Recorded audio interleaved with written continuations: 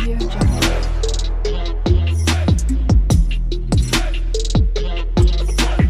Audio Jungle. Jalur S episode 1 memberikan penjelasan singkat, sosial. Jenis kelamin, rahasia, ini bermuara pada seks line, S-line. Garis merah yang menghubungkan mereka yang telah melakukan hubungan seksual. Hyun-Hap membuka karton yang menutupi jendelanya untuk mendengar seorang pria di dalam mobil dengan banyak garis merah yang datang dari tempat kepalanya berada, mencoba membujuk seorang gadis sekolah ke dalam mobilnya. Wanita yang vaping di seberang jalan juga memiliki beberapa garis yang keluar dari kepalanya juga.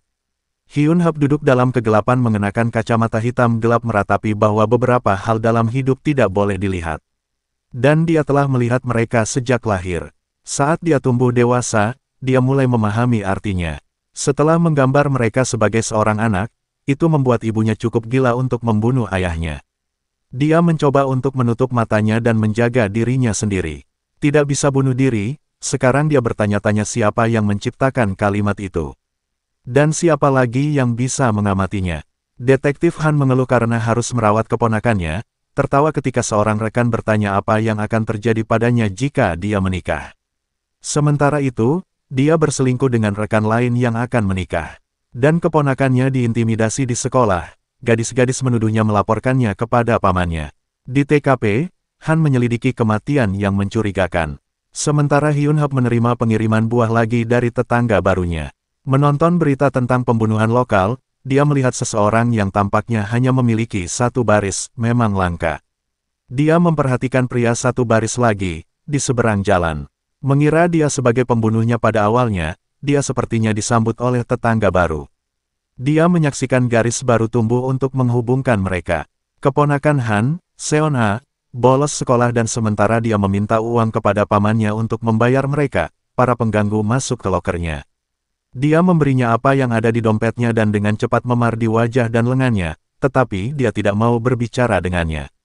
Merokok di luar jendela, dia melihat apartemen di seberang, di mana Hyun-Hap telah mengeluarkan beberapa karton tepat ketika rekannya menelepon mencatat laporan polisi dari lingkungan mereka. Dia menuju ke seberang untuk menyelidiki. Ketika dia datang ke pintu, dengan banyak garis S, dia ragu-ragu. Tetangga lain mencatat bahwa dia, seorang pertapa terkenal, tidak akan membuka pintu. Tapi dia melakukannya, menjelaskan kesalahannya dengan panggilan darurat, lalu dengan cepat menutup pintu. Kemudian, pengantar lain dengan satu baris muncul di gedung.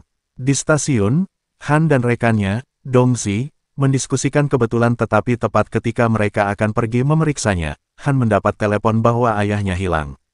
Dia menemukannya di rumah sakit, berdiri di atap gedung. Sementara itu, Dong-si diserang saat dia memeriksa petunjuk. Menonton dari jendelanya, Hyun-Hap melihat pria itu dengan satu baris lagi, menatap rumah tetangga barunya. Ketika dia melihatnya menyerang, dia mengambil pisau dan kacamata hitamnya tetapi berjuang untuk melangkah keluar. Diliputi ketakutan, dia pingsan di jalan.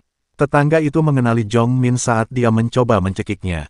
Saat Hyun-Hap berhasil masuk ke apartemen dengan pisaunya, dia dengan mudah mengambilnya darinya dan menikamnya. Di seberang jalan, Han melihat pintu apartemen Hyun-Hap yang terbuka.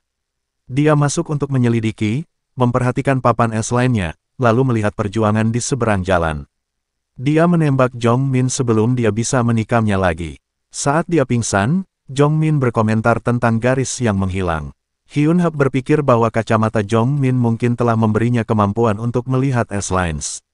Kemudian, dia mendapat teks aneh dari seseorang yang mengaku melihat apa yang dia lihat. Sekarang dia keluar rumah, apakah dia akan memeriksanya?